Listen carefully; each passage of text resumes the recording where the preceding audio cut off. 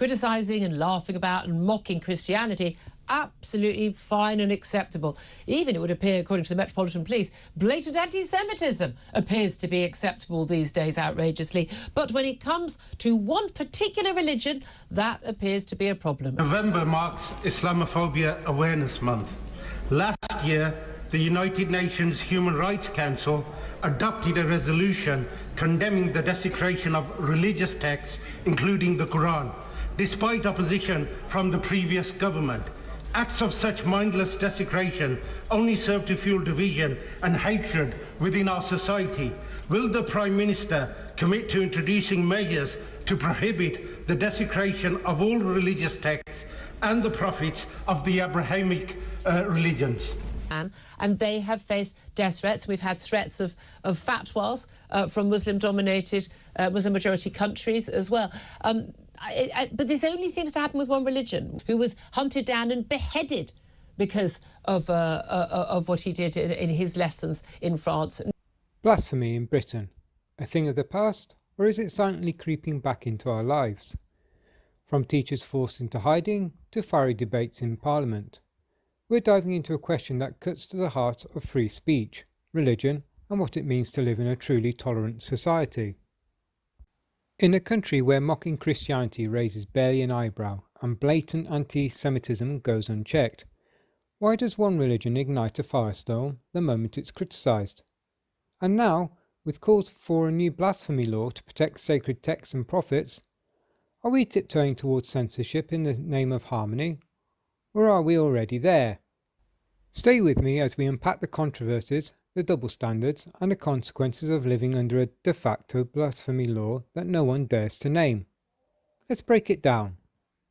Blasphemy law. Now, we did used to have blasphemy laws on the blasphemy laws, say it right correctly, in this country, and then we got rid of them. But why? Because, well, actually, freedom of speech means that you should be able to criticise religion. And we do criticise religion in this country all the time, don't we? Although criticising and laughing about and mocking Christianity, absolutely fine and acceptable. Even, it would appear, according to the Metropolitan Police, blatant anti-Semitism appears to be acceptable these days, outrageously. But when it comes to one particular religion, that appears to be a problem. And we've seen this, have we not, with the Batley Grammar School teacher who just simply was discussing the issue of the Mohammed cartoons when he was basically forced into hiding by a mob threatening his death. We've also seen it with a film about Mohammed's wives, which led to mobs of people outside cinemas. We've seen it in many, many different cases. And now we've seen a Labour MP standing up in the House of Commons and asking Keir Starmer to bring in a blasphemy law to stop the desecration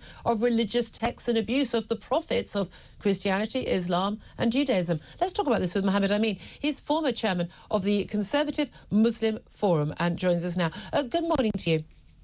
Good morning, Julia. Thank you very much indeed for joining us. I have to say, I was really shocked when I saw this. This is Tahir Ali. He's a Labour MP for Birmingham, Hall Green and Moseley. And he urged action, cautioning about the acts of mindless desecration that risk fueling division and hatred within our society. Should we or should we not have a blasphemy law? Because I have to say, Keir Starmer's answer was pretty, I don't know, should we say vague on whether or not he agreed or disagreed with the blasphemy law? Is awful and I think should be condemned across the House. We are, as I said before, Mr Speaker, committed to tackling all forms of hatred and division, including, of course, Islamophobia in all of its forms. Well, first of all, Julia, I agree with you. Keir Starmer was vague, and I think he was trying to avoid upsetting anybody, which that's the trouble, isn't it? Sometimes is sensible, sometimes it's not sensible. I think he should have given a clear lead, and my view categorically is we should not have any blasphemy law. Yeah, it's really very simple, isn't it? It's like sort of, you know, the American flag, and people get upset about people burning the American flag. I don't think it's a good thing to do, to burn a nation's flag, whether it's yours or anyone else's, but I don't think it should be illegal. I mean, certainly, I wouldn't dream of damaging or burning any book at all. I would be horrified by that, let alone a religious text that was meaningful to other people. That would be simply because of a matter of public decency and politeness, I would have thought.